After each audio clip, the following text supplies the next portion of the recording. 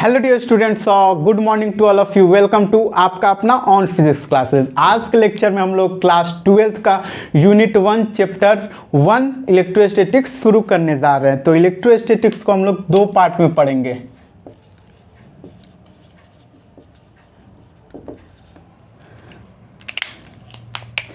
पहला हम लोग का रहेगा इलेक्ट्रोस्टैटिक्स 1 और दूसरा रहेगा इलेक्ट्रोस्टैटिक्स 2।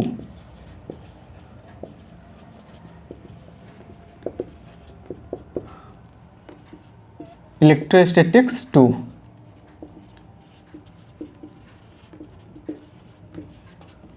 तो इलेक्ट्रोस्टैटिक्स 1 में हम लोग पढ़ेंगे चार्ज के बारे में, पढ़ेंगे टाइप्स ऑफ चार्ज पढ़ेंगे, कूलॉम्स लॉ को पढ़ेंगे, इलेक्ट्रिक फील्ड को पढ़ेंगे, इलेक्ट्रिक पोटेंशियल और इलेक्ट्रिक पोटेंशियल एनर्जी को हम लोग इलेक्ट्रोस्टैटिक्स 1 में पढ़ेंगे। जबकि इलेक्ट्रोस्टैटिक्स 2 में हम लोग पढ़ेंगे electric field line of forces, electric flux और गॉस थ्योरम को हम लोग इलेक्ट्रोस्टैटिक्स 2 में पढ़ेंगे।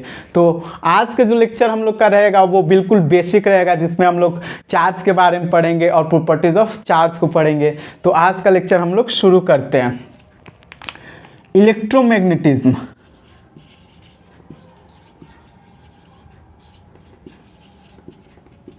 इलेक्ट्रोमैग्नेटिज्म जो होता है वो इलेक्ट्रिकल एंड मैग्नेटिकल फेनोमेना का कॉम्बिनेशन होता है इलेक्ट्रोमैग्नेटिज्म। इलेक्ट्रोमैग्नेटिज्म को हम लोग दो पार्ट में डिवाइड कर सकते हैं। पहला इलेक्ट्रोस्टैटिक्स और दूसरा इलेक्ट्रोडायनेमिक्स।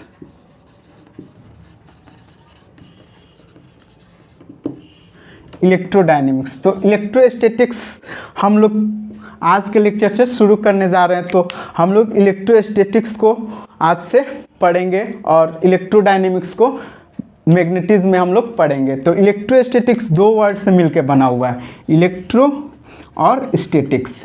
इलेक्ट्रो का मतलब होता है इलेक्ट्रॉन या charge,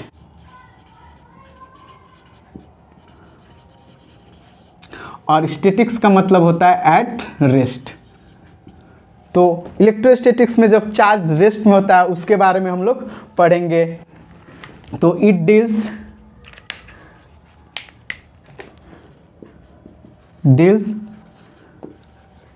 with the study of charge at rest। अब हम लोग आते हैं electromagnetism. Electromagnetism it deals with the study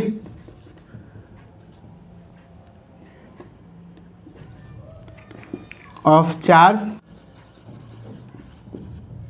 in motion। अब चार्ज का जो मोशन होगा वो यूनिफॉर्म भी हो सकता है, नॉन यूनिफॉर्म भी हो सकता है। तो यहाँ देखो, यहाँ एक टर्म आ रहा है चार्ज। तो इस चैप्टर में जो खेल हम लोग का है वो चार्ज पे ही है, सब कुछ चार्ज पे ही है। तो चार्ज क्या होता है, इस चीज़ को हम लोग सबसे पहले समझते हैं। चार्ज होता क्या है? तो चार्ज किसी भी ऑब्जेक्ट मटेरियल या बॉडी का इंटरनल प्रॉपर्टी होता है, जिसके वजह से या तो वह ऑब्जेक्ट अनुभव करता है या प्रोड्यूस करता है इलेक्ट्रिकल एंड मैग्नेटिक इफेक्ट को। तो चार्ज को हम लोग डिफाइन कर लेते हैं। चार्ज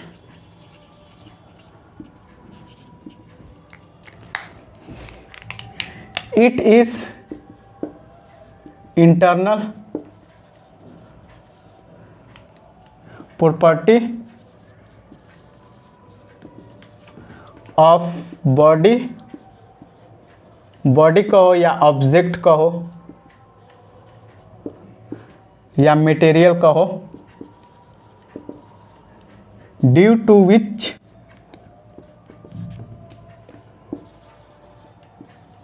इट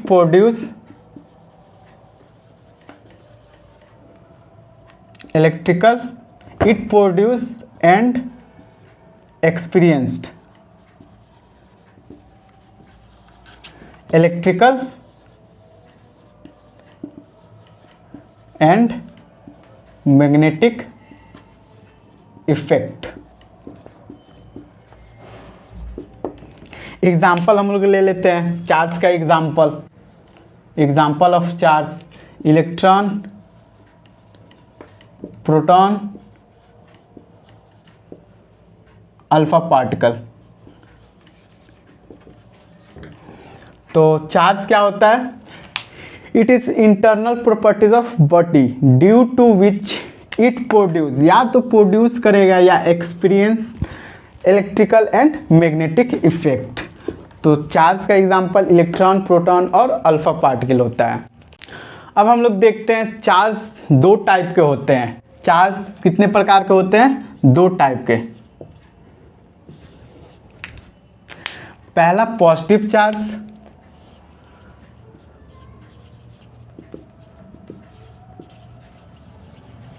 और दूसरा होता है हमारा निगेटिव चार्ज।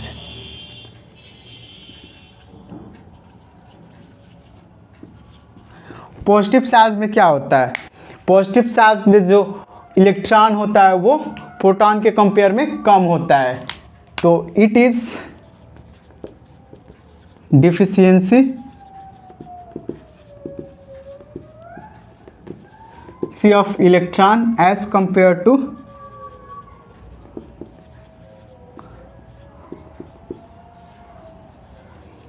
मीन्स या तो कहो इलेक्ट्रॉन प्रोटॉन से कम होते हैं या नंबर ऑफ प्रोटॉन्स ज़्यादा होते हैं। उस ऑब्जेक्ट को हम लोग बोलते हैं पॉजिटिव चार्ज ऑब्जेक्ट। अब हम लोग आते हैं निगेटिव चार्ज। तो निगेटिव चार्ज क्या होता है? It is excess charge, it is excess of electron as compared to proton. तो इस अगर कोई ऑब्जेक्ट पे इलेक्ट्रॉन ज़्यादा होता है तो उस ऑब्जेक्ट को हम लोग बोलते हैं निगेटिव चार्ज ऑब्जेक्ट। सिंपल हम लोग समझते हैं, मान लेते हैं मेरा बॉडी न्यूट्रल है। न्यूट्रल बॉडी में जो नंबर ऑफ इलेक्ट्रॉन और प्रोटॉन होते हैं वो इक्वल होते हैं। तो अगर मेरे बॉडी से इलेक्ट्रॉन को रिमूव कर दिया गया तो इलेक्ट्रॉन रिमूव होगा तो नंबर ऑफ प्रोटॉन क्या होगा? ज़्यादा होगा, और नंबर ऑफ प्रोटॉन ज़्यादा होगा तो मेरा बॉडी क्या हो जाएगा? पॉजिटिव चार्ज हो जाएगा। सिमिलरली अगर मेरे बॉडी के अंदर से मेरे बॉडी के अंदर इलेक्ट्रॉन को डाल दिया जाए तो इलेक्ट्रॉन क्या हो जाएगा? बढ़ जाएगा, और जैसे ही इलेक्ट्रॉन बढ़ेगा तो नंबर ऑफ इलेक्ट्रॉन प्रोटॉन के कंपेयर में क्या हो जाएंगे? ज़्यादा हो जाएंगे, और मेरा बॉडी जो हो जाएगा वो निगेटिव चार्ज हो जाएगा। हम लोग को पता है like charges repel each other और unlike charges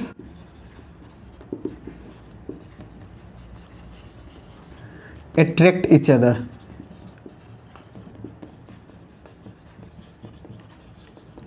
जैसे पॉजिटिव चार्ज एक दूसरे को क्या करेगा?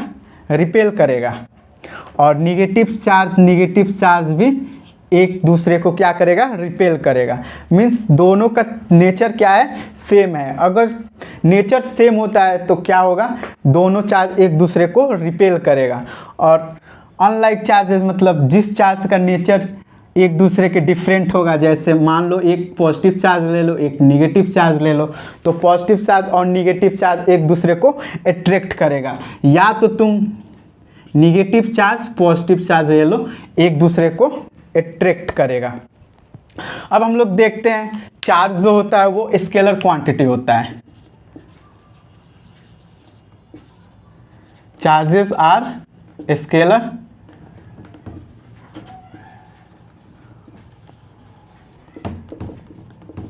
Quantities. SI unit of charge coulomb होता है, जिसको हम लोग कैपिटल लेटर C से डिनोट करते हैं। और डायमेंशन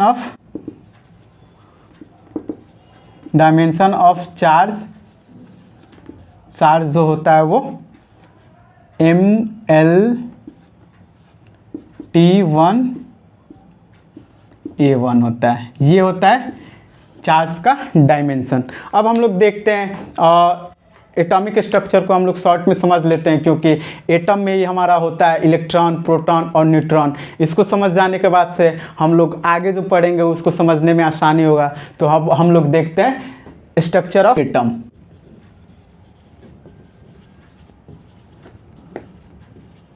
स्ट्रक्चर ऑफ एटम।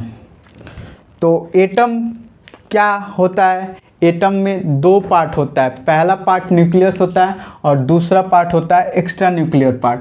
तो ये हमारा एटम का न्यूक्लियस हो गया। एटम के न्यूक्लियस के अंदर क्या होता है? प्रोटॉन और न्यूट्रॉन होते हैं। ब्लू कलर वाला को मान लो प्रोटॉन और रेड वाले को मान लो न्यूट्रॉन। तो एटम के न्यूक्लियस के अंदर प्रोटॉन प्लस न्यूट्रॉन होते हैं। और जो एक्स्ट्रा न्यूक्लियर पार्ट होता है, जैसे इलेक्ट्रॉन, वो एटम के अराउंड रिवॉल्व करता है।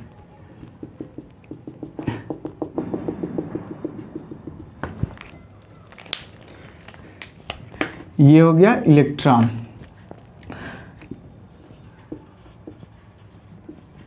न्यूक्लियस, तो न्यूक्लियस में हम लोग ये प्रोटॉन और न्यूट्रॉन होता है।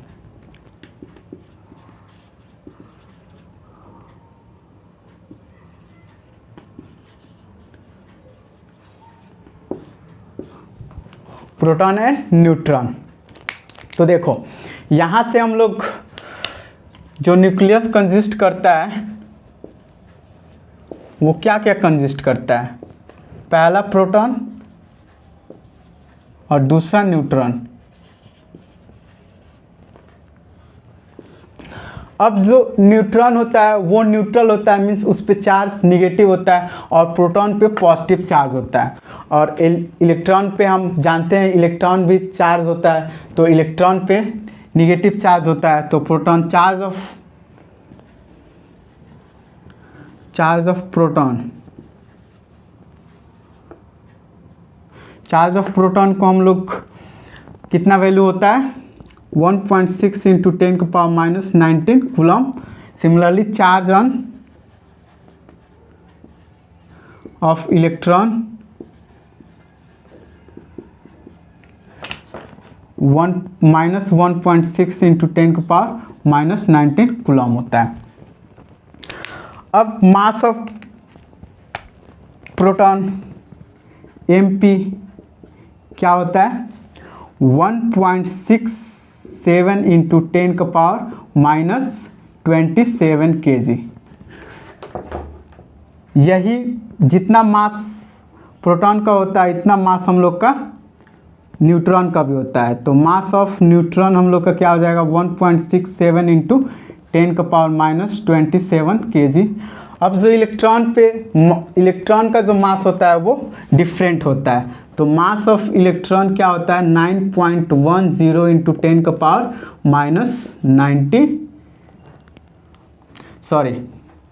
-31 kg। तो ये होता है मास ऑफ इलेक्ट्रॉन। इस चीज़ को याद करना, ये न्यूमेरिकल में यूज़ होता है। अब हम लोग किसी भी एलिमेंट को रिप्रेजेंट करते हैं x z a। ए जो होता है वो एटॉमिक नंबर होता है, सॉरी ए जो होता है वो एटॉमिक मास होता है,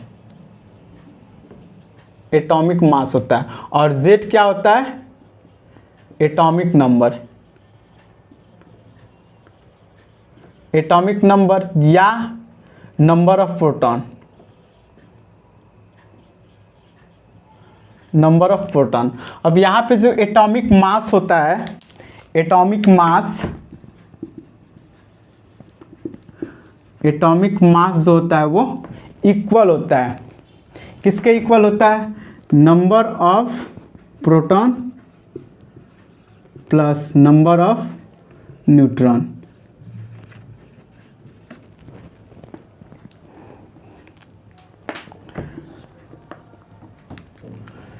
Z इक्वल टू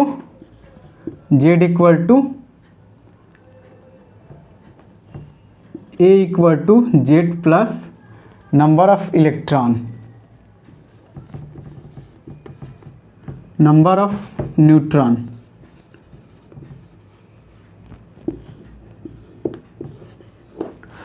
इसको हम लोग एक एग्जांपल से समझते हैं। मान लेते हैं हम लोग कार्बन का एग्जांपल लेते हैं। कार्बन का एटॉमिक नंबर क्या होता है? 12 होता है, सॉरी, एटॉमिक नंबर होता है 6 होता है, और एटॉमिक मास नंबर होता है वो 12 होता है। तो यहाँ पे कार्बन में जो एटॉमिक नंबर है वही हमारा होगा नंबर ऑफ प्रोटॉन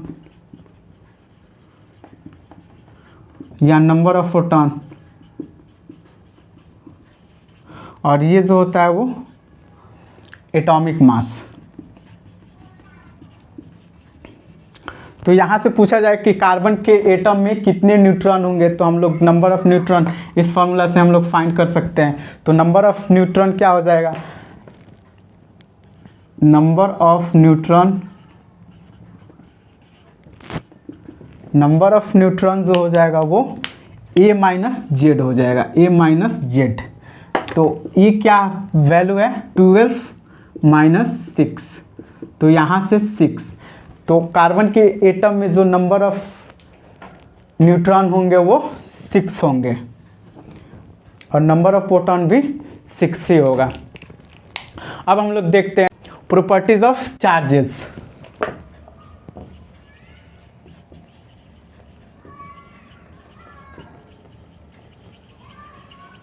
तो पहला प्रॉपर्टीज हम लोग देखते हैं, चार्ज इज क्वांटाइज्ड। चार्ज जो होता है वो क्वांटाइज्ड होता है।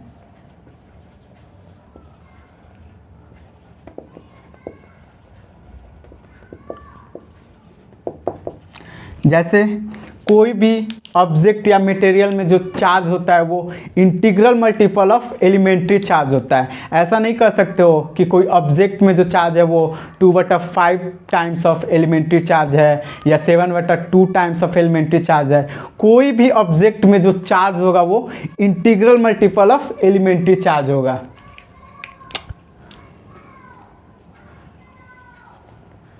Charge of any body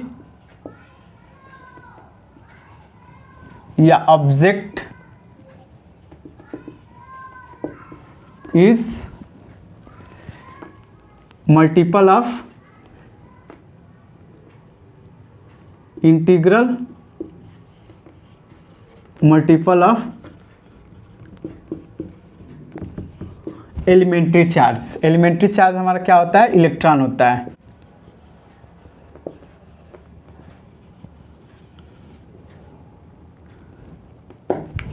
elementary charge इसको हम लोग मैथमेटिकली लिख लेते हैं, और Q जो होता है वो Ne होता है।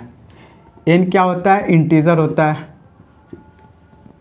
इंटीजर जिसका वैल्यू +-1 +-2 +-3 डैश डैश डैश, और E जो होता है वो इलेक्ट्रॉन होता है।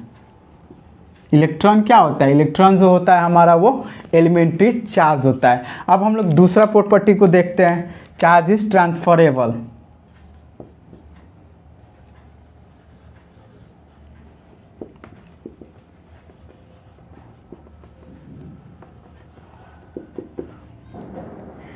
Charge is transferable. ट्रांसफरेबल का मतलब क्या होता है? जब भी हम लोग किसी बैटरी को चार्ज करते हैं या किसी ऑब्जेक्ट को चार्ज करते हैं तो क्या हम लोग करते हैं? चार्ज को ट्रांसफ़र करते हैं एक प्लेस टू अनदर प्लेस। तो चार्ज जो होता है वो ट्रांसफरेबल होता है। Transfer of charge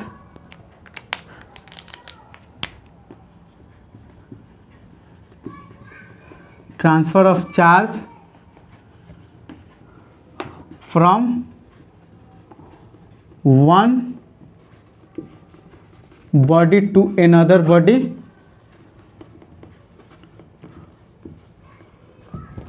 is known as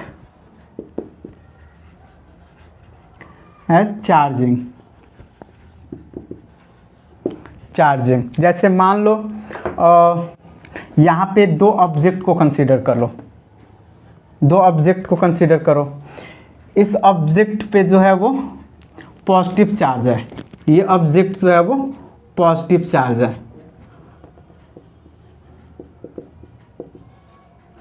और ये जो है वो निगेटिव चार्ज है।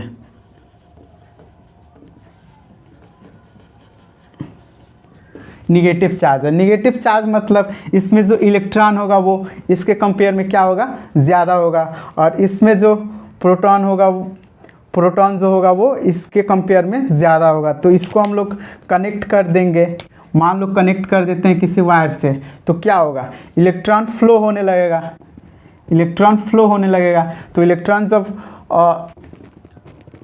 इस ऑब्जेक्ट से इस ऑब्जेक्ट में ट्रांसफ़र होगा, इसी को हम लोग बोलते हैं transferable of charge from one body to another body. Charge के हम लोग चौथा प्रॉपर्टी को देखते हैं। चौथा प्रॉपर्टी हमारा होता है चार्ज इज कंजर्व्ड। चार्ज जो होता है वो कंजर्व होता है। जैसे किसी भी आइसोलेटेड सिस्टम में जो नंबर ऑफ प्रोटॉन और नंबर ऑफ न्यूट्रॉन होगा वो दोनों का सम क्या होगा, एक कांस्टेंट होगा। तो इसी को हम लोग बोलते हैं कंजर्वेशन ऑफ चार्ज। तो sum of positive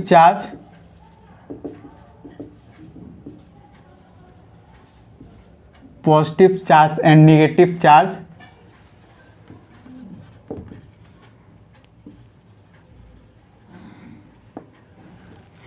in an isolated system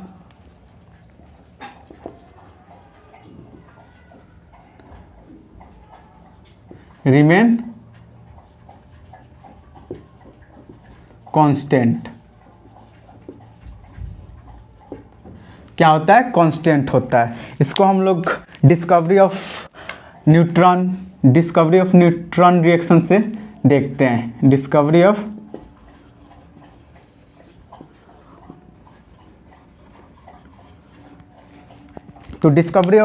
neutron में क्या होता है कि हम लोग बेरिलियम एटम को, जिसका एटॉमिक नंबर होता है 4 और एटॉमिक मास नंबर होता है 9, को हम लोग रिएक्शन कराते हैं अल्फ़ा पार्टिकल से। हीलियम हमारा अल्फ़ा पार्टिकल होता है जिसका एटॉमिक नंबर 2 और एटॉमिक मास नंबर 4 होता है। तो हम लोग क्या पाते हैं, हमारा जो रिएक्शन के बाद जो फाइंड होता है वो हम लोग कार्बन फाइंड करते हैं और न्यूट्रॉन को फाइंड करते हैं। तो देखो इसमें हम लोग देख रहे हैं रिएक्शन के पहले जो नंबर ऑफ इलेक्ट्रॉन है, जो नंबर ऑफ इलेक्ट्रॉन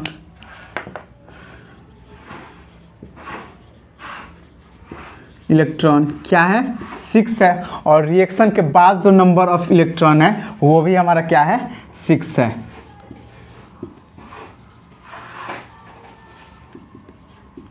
है।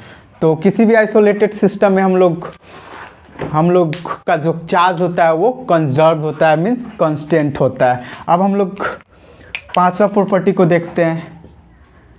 Charge is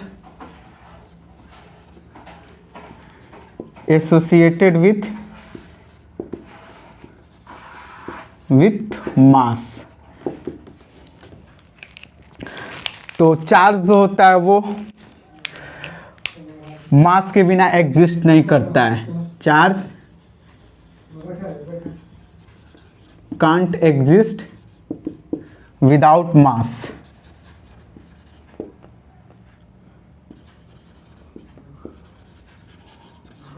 But mass can be exist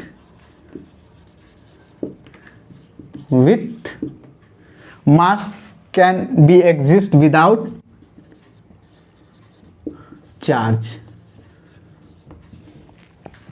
जो चार्ज होता है वो मास के बिना एग्जिस्ट नहीं कर सकता है, बट जो मास होता है वो चार्ज के बिना एग्जिस्ट कर सकता है।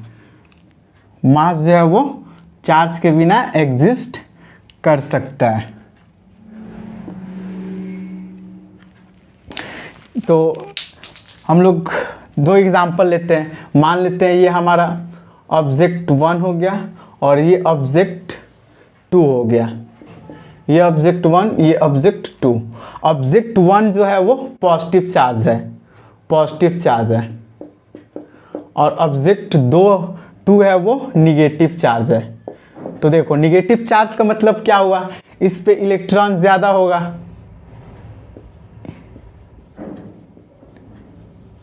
Access of electron,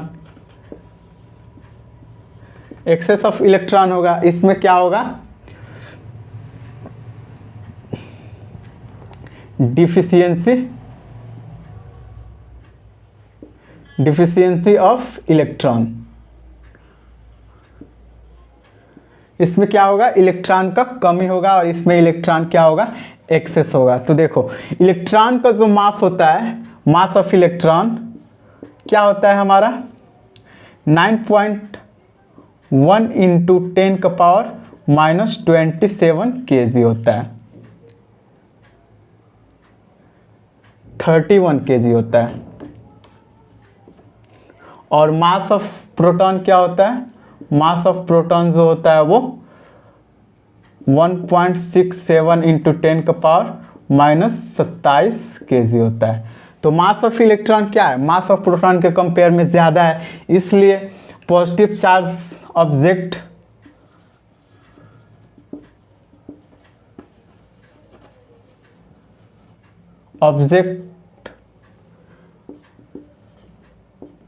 mass of positive charge object, mass of positive charge object क्या होगा, ग्रेटर होगा मास ऑफ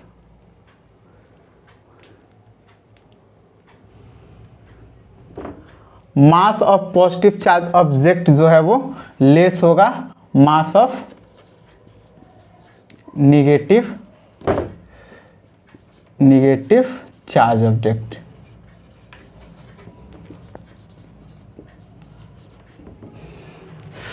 हम लोग तो चौथा और पांचवा प्रॉपर्टी को देख लिए, अब हम लोग और भी प्रॉपर्टीज है उसको भी हम लोग देखते हैं। छठा प्रॉपर्टी है हमारा चार्ज इज रिलेटिविस्टिकली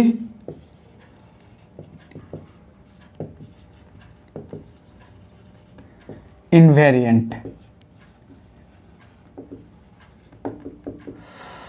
जो चार्ज बॉडी पे होता है वो बॉडी के स्पीड पे डिपेंड नहीं करता है, बट वही मास जो है वो किसी ऑब्जेक्ट का मास है वो ऑब्जेक्ट के वेलोसिटी पे डिपेंड करता है। Charge on a body, charge on a body does not depend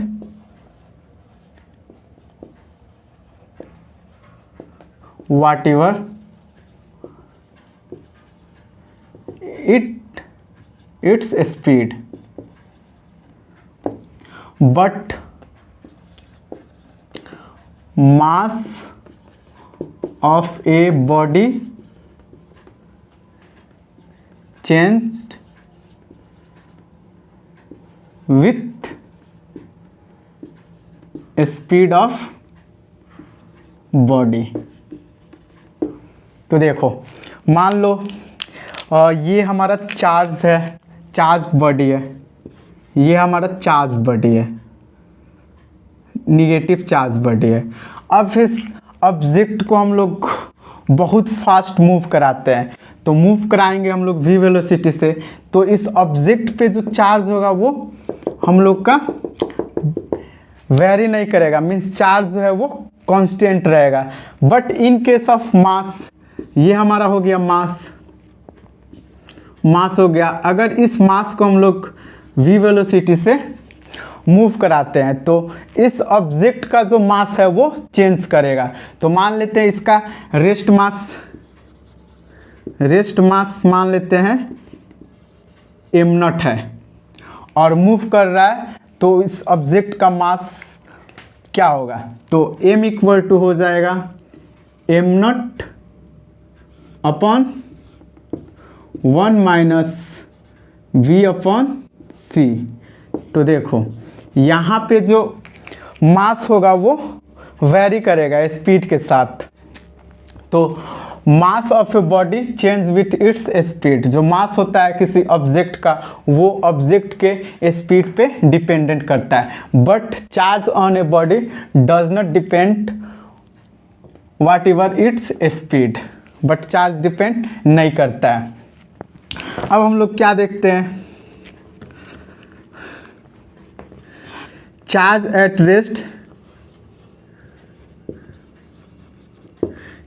at rest produce only electric field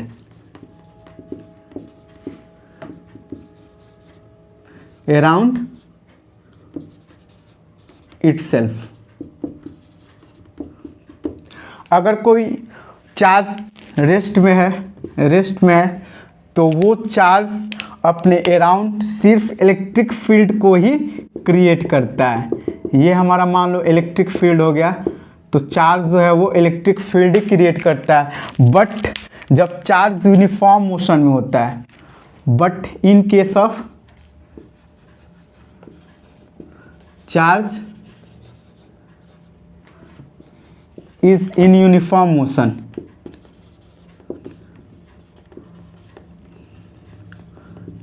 motion, तो चार्ज क्या करता है, इलेक्ट्रिक फील्ड को हम शॉर्ट में इलेक्ट्रिक फील्ड इस एफ से लिखे हैं। Electric field as well as magnetic field दोनों क्रिएट करता है around itself.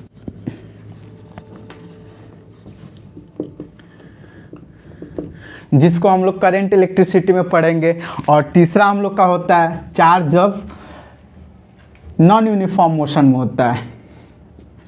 In case of non uniform motion of charge, non uniform बोलो या एक्सेलरेटेड बोलो,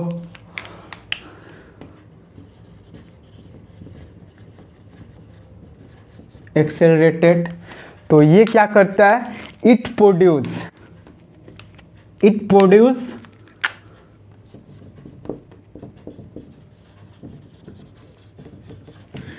प्रोड्यूस या इमिट, प्रोड्यूस बोलो या इमिट, इसके बाद से यहां से लिखना, इट प्रोड्यूस इलेक्ट्रोमैग्नेटिक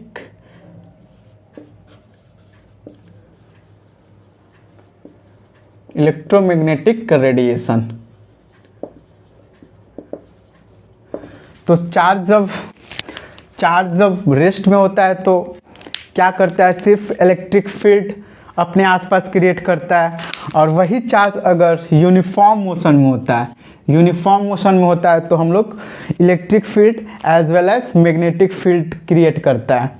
और वही चार्ज अगर non uniform motion means accelerated, अगर चार्ज एक्सेलरेटेड होता है तो वो क्या करता है, या तो प्रोड्यूस बोलो या इमिट करता है electromagnetic radiation. Properties of charge पढ़ लेने के बाद से अब हम लोग देखते हैं बॉडी को कैसे चार्ज करते हैं। तो बॉडी को हम लोग 4 टाइप से चार्ज करते हैं। पहला होता है फ्रिक्शन या रबिंग होता है, और दूसरा होता है हम लोग का कंडक्शन, तीसरा होता है इंडक्शन, और चौथा होता है थर्मियोनिक इमिशन जिसको हम लोग हीट में डिस्कस करेंगे, और पांचवा होता है हमारा फोटो इलेक्ट्रिक इमिशन जिसको हम लोग मॉडर्न फिजिक्स में पढ़ेंगे। तो हम लोग अभी पढ़ रहे हैं चार्जिंग ऑफ ए बॉडी।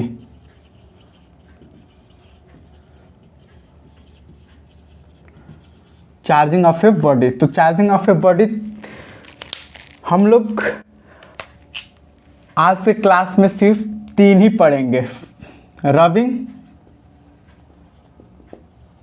या फ्रिक्शन, और दूसरा हम लोग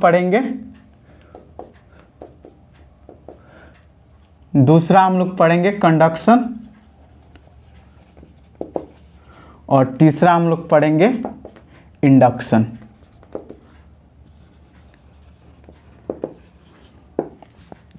तो हम लोग रबिंग पहले देखते हैं रबिंग क्या होता है। तो रबिंग में हम लोग जैसे मान लो और ड्राई हेयर और कॉम्ब,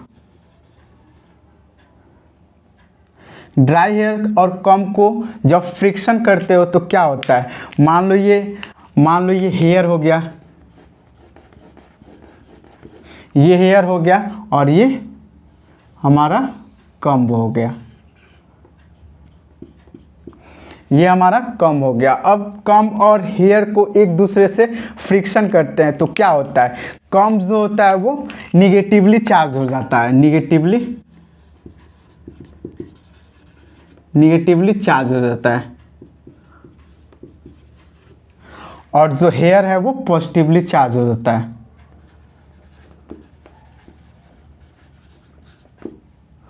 तो कोई भी ऑब्जेक्ट को हम लोग अगर रब करते हैं या फ्रिक्शन करते हैं, जो चार्ज का ट्रांसफ़र होता है, मीन्स एक ऑब्जेक्ट पॉजिटिवली चार्ज हो जाता है और दूसरा ऑब्जेक्ट निगेटिवली चार्ज हो जाता है, इस प्रोसेस को हम लोग बोलते हैं रबिंग या फ्रिक्शन। अब हम लोग दूसरा देखते हैं कंडक्शन। दूसरा केस हम लोग देखते हैं कंडक्शन। तो कंडक्शन में कंसीडर करो हमारे पास दो ऑब्जेक्ट है। पहला ऑब्जेक्ट ये हमारा हो गया जो निगेटिव चार्ज है, पहला ऑब्जेक्ट हम लोग का निगेटिव चार्ज है, और दूसरा ऑब्जेक्ट हमारा हो गया ये। अब ये ऑब्जेक्ट जो है वो न्यूट्रल है, मीन्स पॉजिटिव चार्ज जितना है उतना हमारा निगेटिव चार्ज है।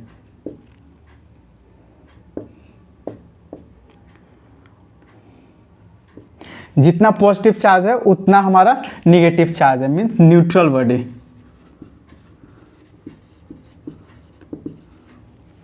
ये हो गया निगेटिव चार्ज।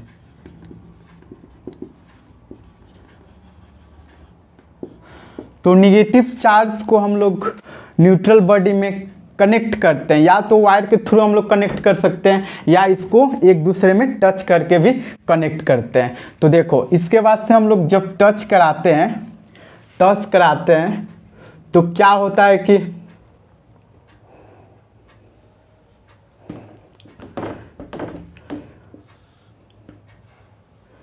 ये निगेटिवली चार्ज बॉडी है और ये हमारा न्यूट्रल बॉडी है। तो निगेटिव चार्ज बॉडी पे निगेटिव चार्ज है और न्यूट्रल बॉडी में हमारा क्या है, number of proton plus number of electron दोनों बराबर है। तो यहाँ पे एक्सेस ऑफ इलेक्ट्रॉन होने की वजह से जो इलेक्ट्रॉन है वो इसमें फ्लो करने लगेगा, इसमें इलेक्ट्रॉन फ्लो करने लगेगा। अब हम लोग क्या करते हैं, इसमें हम लोग जोड़ देते हैं हमारा अर्थिंग इसको कर देते हैं, और अर्थिंग करने के बाद से इन दोनों को जब सेपरेट करेंगे तो ये जो हमारा होगा, ये जो हमारा निगेटिव चार्ज बॉडी होगा ये भी निगेटिव हो जाएगा, क्योंकि पॉजिटिव चार्ज जो है वो ग्राउंड के थ्रू अर्थ में चला गया। तो इस प्रकार के हम लोग चार्जिंग को बोलते हैं कंडक्शन, जिसमें हम लोग दो ऑब्जेक्ट को एक दूसरे से कनेक्ट करते हैं, जिसमें एक ऑब्जेक्ट हमारा क्या होना चाहिए, एक ऑब्जेक्ट चार्ज होना चाहिए, दूसरा ऑब्जेक्ट न्यूट्रल होना चाहिए। अब तीसरा हम लोग केस देखते हैं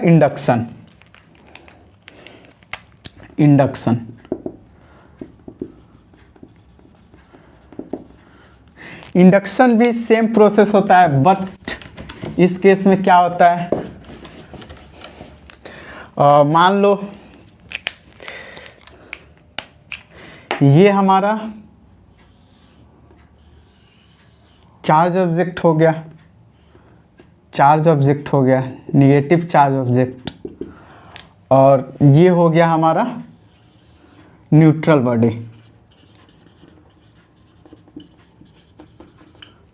निगेटिव चार्ज, तो इस पे हमारा नंबर ऑफ प्रोटॉन्स और नंबर ऑफ इलेक्ट्रॉन्स जो होंगे वो इक्वल होंगे।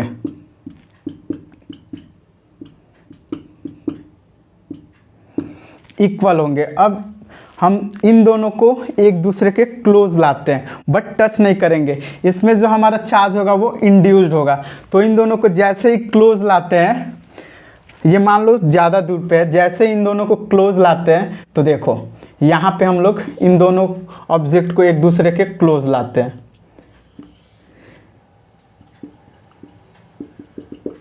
इन दोनों को क्लोज लाते हैं तो क्या होता है, देखो तो ये निगेटिव चार्ज होने की वजह से ये क्या करता है कि पॉजिटिव चार्ज को अपने तरफ अट्रैक्ट कर लेता है, मीन्स पॉजिटिव चार्ज इसके नज़दीक आ जाते हैं और जो निगेटिव चार्ज होता है वो अपोजिट साइड हो जाता है।